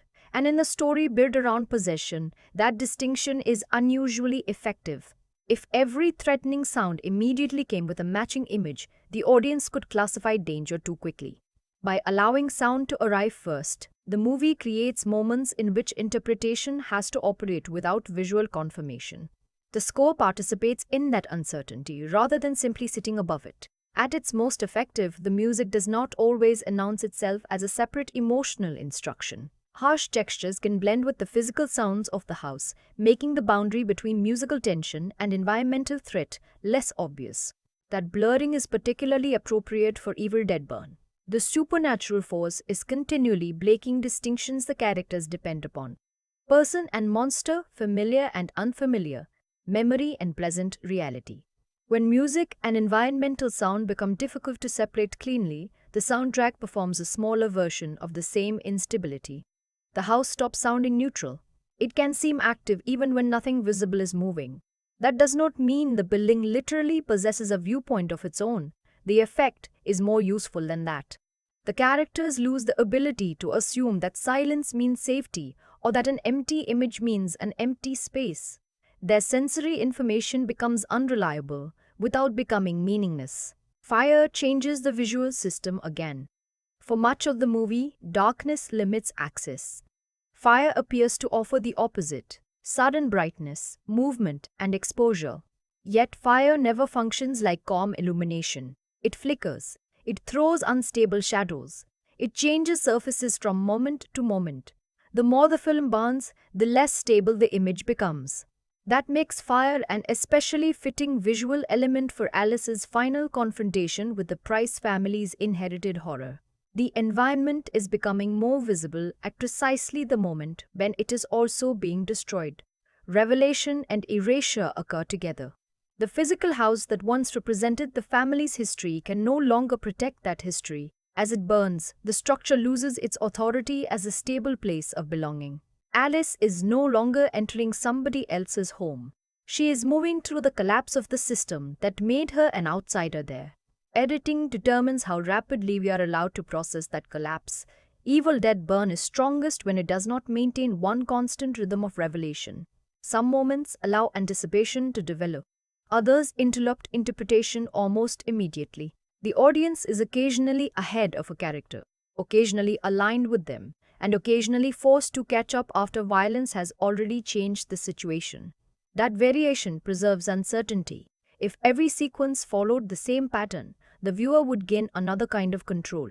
We would know when the scare was coming because we understood the film's timing, even if we did not understand the threat. Instead, the movie changes the relationship between warning and impact. Sometimes sound prepares us. Sometimes framing prepares us. Sometimes a reaction becomes the first indication that something has happened outside our direct access. The result is a sensory structure built around incomplete possession of the scene. That phrase is useful because the characters spend the film losing possession of themselves, their relationships, and eventually their home, while the audience is repeatedly denied complete possession of the image and soundtrack. We are given enough to participate, never enough to control. That makes the formal design inseparable from Alice's perspective. Her greatest strength is not perfect knowledge. It is her willingness to respond when the information available to her changes. The film asks the audience to do the same thing. A familiar face must be reconsidered. An empty darkness must remain questionable. A sound without a source must temporarily alter what we believe about the room. A bright flame must reveal and obscure at the same time. Image and sound, therefore, do not merely decorate the horror of Evil Dead Burn. They regulate our access to it. And because our access remains incomplete, the film can keep one essential uncertainty alive even after we understand the Deadites themselves. We may know what kind of evil has entered the house. We are never guaranteed that we know exactly where to look. Evil Dead Burn's perspective structure is strongest when Alice's outsider position changes how we understand the Price family. It becomes less convincing when the film starts using that position mainly as a delivery system for escalating horror. The difference is important. A viewpoint should not only determine who survives long enough to carry the story, it should continue affecting what the story means. At several points, the film achieves exactly that. Alice's complicated relationship with William makes the family's grief feel incomplete rather than automatically trustworthy. Edgar's transformation exposes the danger of confusing familial authority with reliable judgment. Joseph's discoveries demonstrate that inherited knowledge can become useful without making the family itself more perceptive. But as the Deadite attacks intensify, some of those distinctions become less precise. The more characters are converted into immediate physical threats, the easier it becomes for their individual perspectives to collapse into the same function. A relative who previously represented a specific emotional relationship can suddenly become another obstacle. Alice must survive.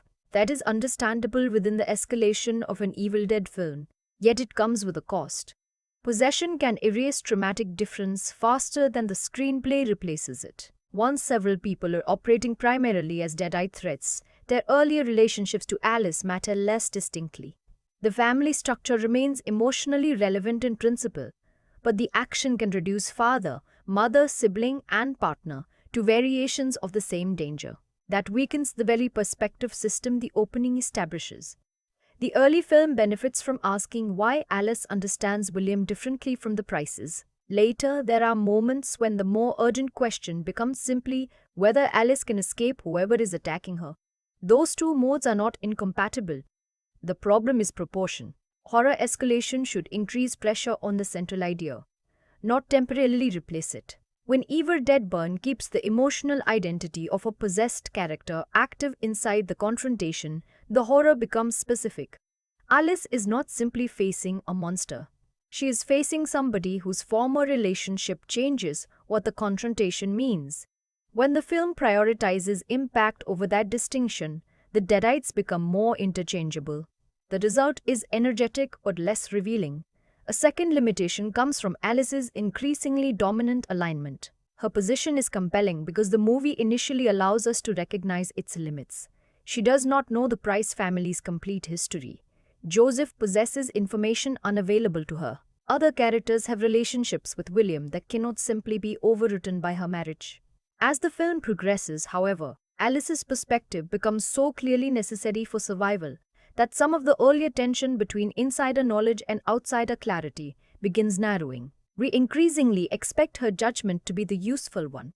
That makes narrative sense, but it also reduces uncertainty. The strongest version of the film's perspective axis would keep forcing Alice to discover occasions when family knowledge sees something she cannot. Joseph briefly supplies that counterweight through his investigation, but his eventual possession removes the character who could most effectively challenge a simple movement toward Alice as final authority. Once he is gone, the perspective argument becomes more one-directional. Alice remains imperfect, but the film gives fewer surviving alternatives from which her limitations can be meaningfully tested. The ending partially repairs this through the ambiguity surrounding her own condition. After spending so long teaching us to trust Alice's ability to revise her perception, the film introduces a reason to reconsider what we think we see in her. That final uncertainty is valuable, but it arrives after much of the family network has already been destroyed. A stronger version of Evil Dead Burn might have preserved more competing access deeper into the story, allowing the viewer to continue moving between interpretations rather than gradually losing them one character at a time. The film's treatment of William presents another tension. Making Alice's experience of his controlling behavior central gives her alienation emotional specificity. It explains why the family's affectionate mourning does not feel emotionally available to her. But the more clearly William becomes associated with both human cruelty and supernatural evil, the easier those two forms of threat are to blend together. The distinction should remain sharp. William's abusive behavior belongs to his human responsibility. His Deadite transformation belongs to a supernatural force. The movie is most meaningful when the second does not become a convenient metaphorical explanation for the first. William does not need demonic possession to make Alice's experience legitimate, and supernatural corruption should not retroactively simplify the human relationship. At times, the finale pushes those layers very close together. The confrontation works because Alice is finally rejecting William's continuing control over her. But it also risks giving the audience an unusually clean external enemy onto whom every unresolved feeling about the marriage can be placed. Human relationships rarely resolve that neatly. The Deadite can be destroyed. The psychological consequences of the marriage cannot be eliminated with the same finality. That difference deserves slightly more room than the movie gives it. The formal aggression creates a similar trade-off. Handheld movement, darkness, sound, and violent escalation keep perception unstable, but when intensity remains high for too long, uncertainty can become simple sensory overload. If everything in the environment is unstable, individual changes in viewpoint carry less weight. A shift matters because something was stable enough to shift from. Evil Dead Burn occasionally sacrifices that contrast in pursuit of momentum. This is where the 6.6 out of 10 rating feels proportionate. The film has a genuinely useful perspective idea. Alice's status as both family and outsider gives the story more than a generic survival structure, and several of its strongest scenes understand that horror can emerge from disagreement over what a familiar person really is. But the film does not always protect that complexity once its spectacle takes over. The perspective does not collapse completely. It becomes less discriminating. Characters who initially offer distinct ways of seeing the family can become increasingly valuable for what happens to them rather than for what they reveal. Alice's viewpoint grows stronger while the alternatives needed to challenge it disappear. Human conflict and supernatural conflict occasionally become easier to merge than they should, and yet the weakness is revealing in its own way. Evil Dead Burn works best whenever it remembers that seeing differently is more frightening than merely seeing more. Its perspective breaks when the film stops asking what a relationship makes someone unable to recognize and begins relying mainly on the fact that another threat has entered the room. The violence can keep the movie moving, The perspective is what gives that movement meaning. What remains after Evil Dead Burn has stripped away the Price household, its inherited authority, and the identities Alice was expected to accept is not a simple victory over possession. It is a different understanding of what it means to see another person clearly. Alice begins the film with less social authority than almost everyone around her. She enters a family whose memories existed before she did, carrying an experience of William that conflicts with the version preserved by his relatives, that makes her appear incomplete from their position. She does not possess their history, their emotional shorthand, or their confidence about who belongs where. But the film gradually reveals the cost of that confidence. The Prices know one another through accumulated familiarity. That knowledge creates affection and context. But it also makes revision difficult. When behavior changes, the old identity continues exerting pressure on the new evidence. Father remains father, son remains son, brother remains brother. The emotional label survives even when reality underneath it has become unsafe. Alice has fewer of those protections. Her distance hurts her at first because it denies her belonging. Later, the same distance makes it easier for her to respond to what is happening instead of what everyone believes should still be happening. That is the final resolution of the film's central contrast. Belonging provides history. Distance provides room to reconsider history. Neither is enough by itself. Joseph's knowledge demonstrates why Alice cannot survive through skepticism alone. The family contains information she genuinely needs. Yet Alice's experience demonstrates the opposite limitation. Possessing family history does not guarantee that the family understands itself. The strongest perspective in Evil Dead Burn is therefore not the insiders or the outsiders. It is the position capable of changing. That is where character, form, and meaning finally meet. Alice's guarded reactions establish her distance emotionally. The film's restricted access, unstable spaces, darkness, and shifting information made the audience experience a comparable uncertainty formally. By the end, both Alice and the viewer have been trained to distrust the comfort of recognition when present evidence demands revision. The final ambiguity preserves that lesson. Survival does not make Alice permanently reliable. Being the protagonist does not make her untouchable. The movie leaves enough uncertainty around her that the audience must apply to Alice the same principle Alice has learned to apply to everyone else. Look at what is present now. Do not allow familiarity alone to decide what it means. That gives Evil Dead Burn more substance than its most excessive passages sometimes manage to express. The film occasionally allows spectacle to flatten characters who initially represent distinct ways of understanding the Price family. And its emotional ideas are not always developed as fully as its horror machinery. That limitation is why my rating settles at 6.6 out of 10. There is a sharper and more psychologically sustained film inside this material. But what works is specific. Alice is not compelling simply because she survives. She is compelling because the position that initially excludes her eventually exposes the weakness in everyone else's certainty. Viewers who value Evil Dead primarily for relentless supernatural confrontation will still find the familiar brutality and escalation. But those interested in how horror changes when family recognition itself becomes unreliable may find the more distinctive layer underneath it. Evil Dead Burn ultimately leaves us with a useful reversal. Alice enters the Price family believing that being outside means she understands less. She leaves after discovering that insiders can understand less precisely because they have learned not to question what feels familiar. The film does not ask us to choose distance over belonging.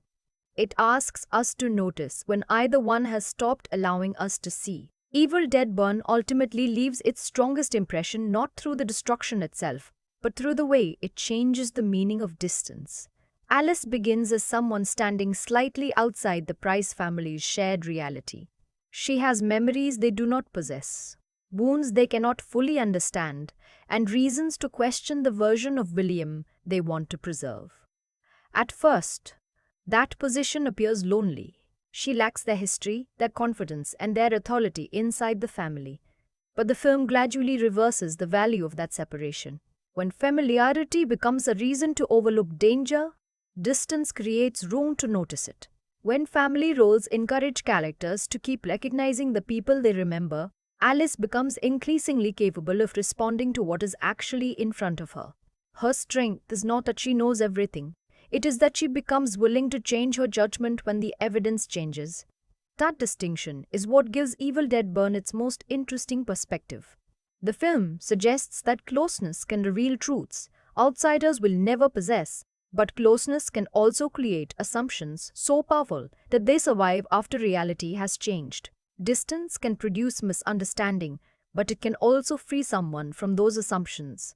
Neither position guarantees clarity. What matters is the ability to look again, and that is why the ending's uncertainty around Alice feels appropriate. After spending the story learning to trust her more than almost anyone else, the film refuses to let that trust become automatic. The viewer is left confronting the same problem that destroyed so much of the Price family.